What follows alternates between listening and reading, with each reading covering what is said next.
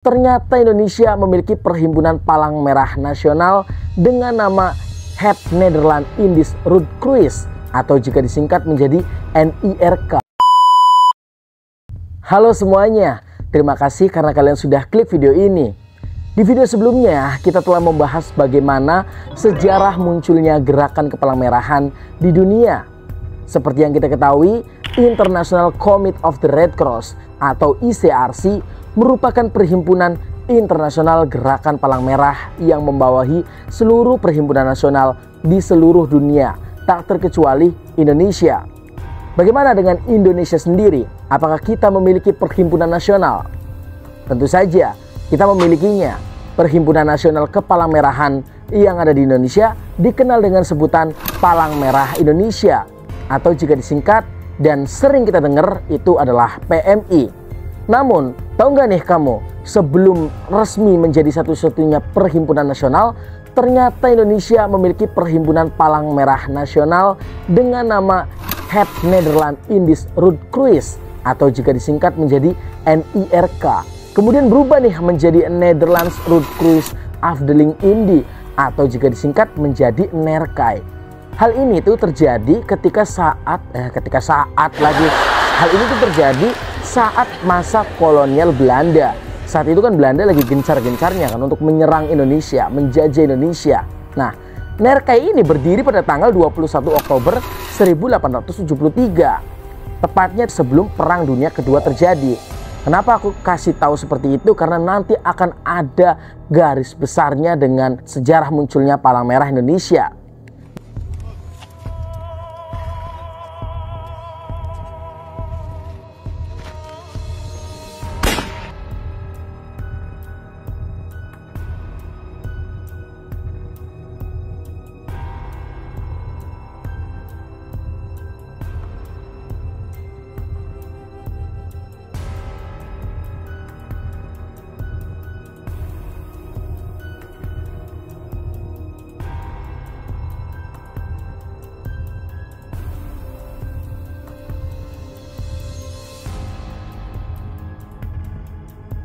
Nah, sudah ada nih NERKAI ini.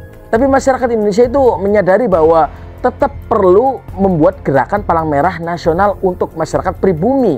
Iya, jadi kayak ada pengkotak-kotakan kan. Ada pribumi, ada dalam tanda kutip penjajah yaitu orang-orang Belanda.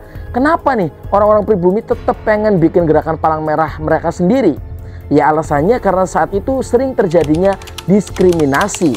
Diskriminasi dalam hal apa nih? Ya dalam hal pemberian bantuan atau pertolongan yang diberikan oleh palang merah bentukan Belanda ini. Jadi ada banyak faktor. Ya diantaranya saat itu Indonesia kan sedang dijajah oleh Belanda.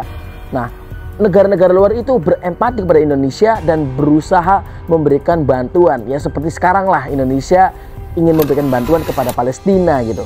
Nah tapi bantuan-bantuan dari luar ini bukannya malah diberikan kepada pribumi, kepada masyarakat Indonesia, malah diberikannya kepada masyarakat mereka sendiri atau orang-orang Belanda, kalangan anak-anaknya, remaja bahkan hingga dewasa. Bahkan hingga tuh. Nah, jadi karena mungkin sudah muak ya dengan perlakuan yang seperti itu, maka pada tahun 1932 Dr. Bahdar Johan dan juga RCL Senduk mengajukan proposal kepada pemerintah Hindia Belanda. Terjadi pada Kongres NERKAI nih pada tahun 1940 untuk membentuk palang merah mereka sendiri.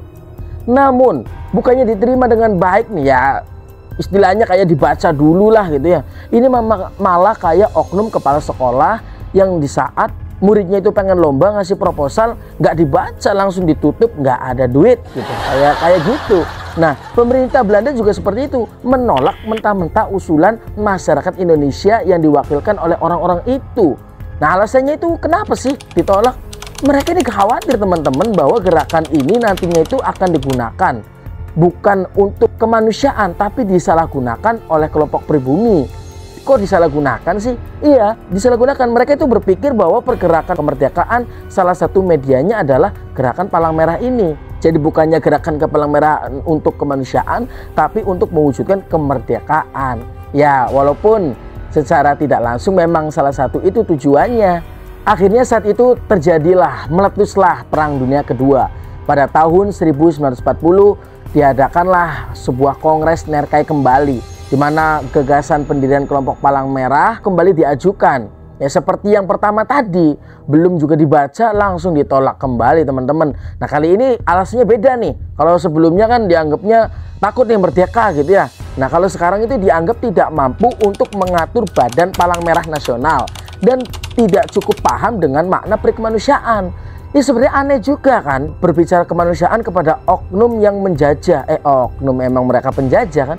Jadi bagaimana bisa mereka berbicara tentang kemanusiaan padahal mereka sendiri itu menjajah Indonesia, membuat Indonesia sengsara, masyarakatnya juga tidak bisa menjadi masyarakat yang merdeka gitu. Ya gimana kan, agak aneh juga mereka bilang itu ke masyarakat Indonesia kan. Namun teman-teman, walaupun ditolak berkali-kali nih ya, dengan keteguhan pemuda Indonesia yang menganggap bahwa bangsa yang besar itu adalah bangsa yang memahami arti kemanusiaan, hal ini menjadi pacuan semangat untuk membuat Palang Merah sendiri. Jadi nggak melempem gitu, nggak mental tempe gitu ya. Nah akhirnya Belanda itu pada akhirnya kalah kan di tangan Jepang. Sehingga pada tahun 1942 gagasan tentang usaha pendirian Gerakan Palang Merah Nasional kembali diajukan kepada pemerintah Jepang. Kalau sebelumnya kan pemerintah Belanda gitu, kali ini Jepang nih.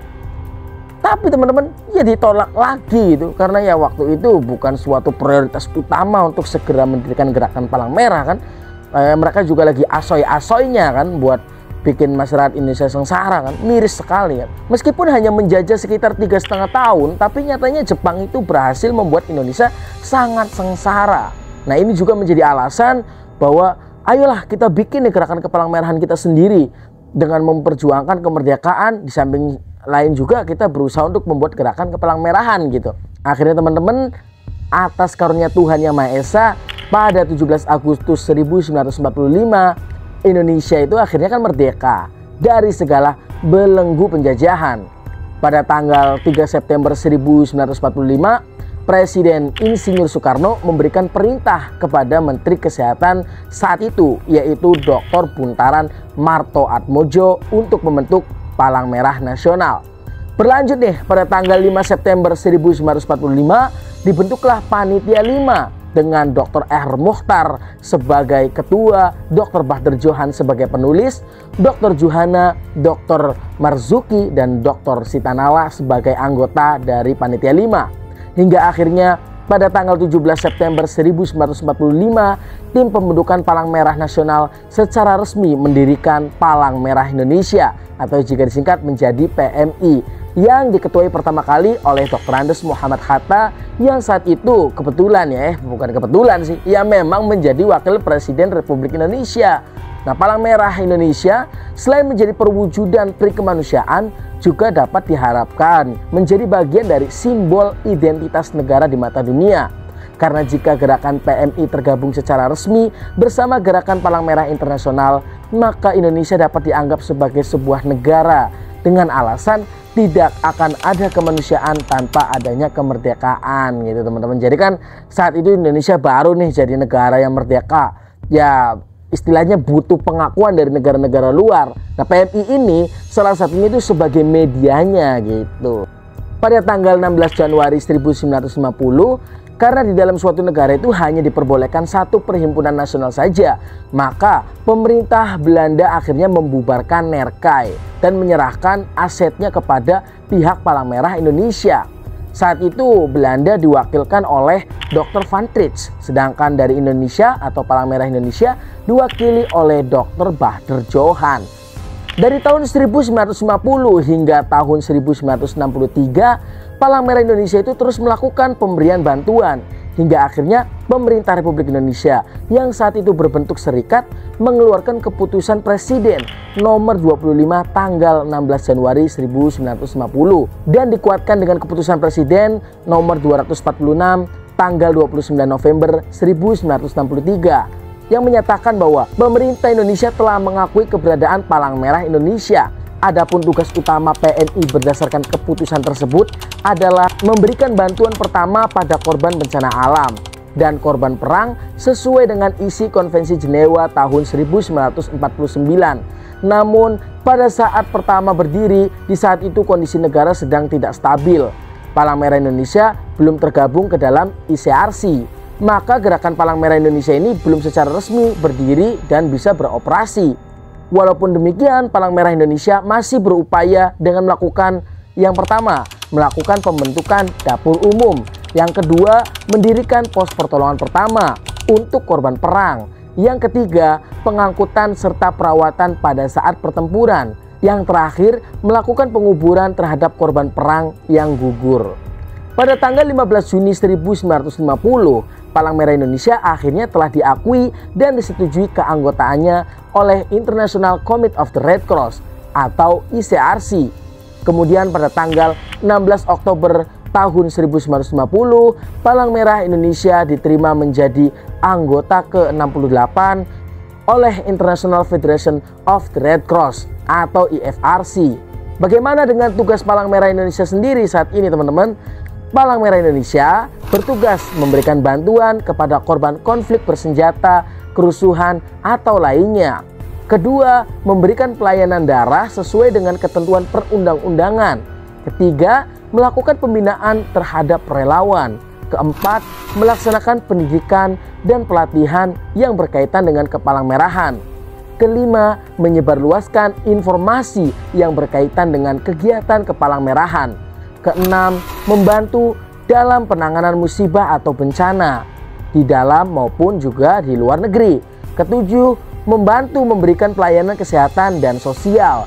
Yang terakhir, melaksanakan tugas kemanusiaan lainnya yang diberikan oleh pemerintah. Sungguh mulia bukan Palang Merah Indonesia? Semoga segala kerja keras para pendahulu dan seluruh anggota yang bergabung di Palang Merah senantiasa diberikan kekuatan dan keikhlasan. Cukup untuk video kali ini. Aku ingatkan kembali, jangan lupa like video ini serta subscribe channel ini untuk menantikan update video lainnya. See you in the next video. Bye.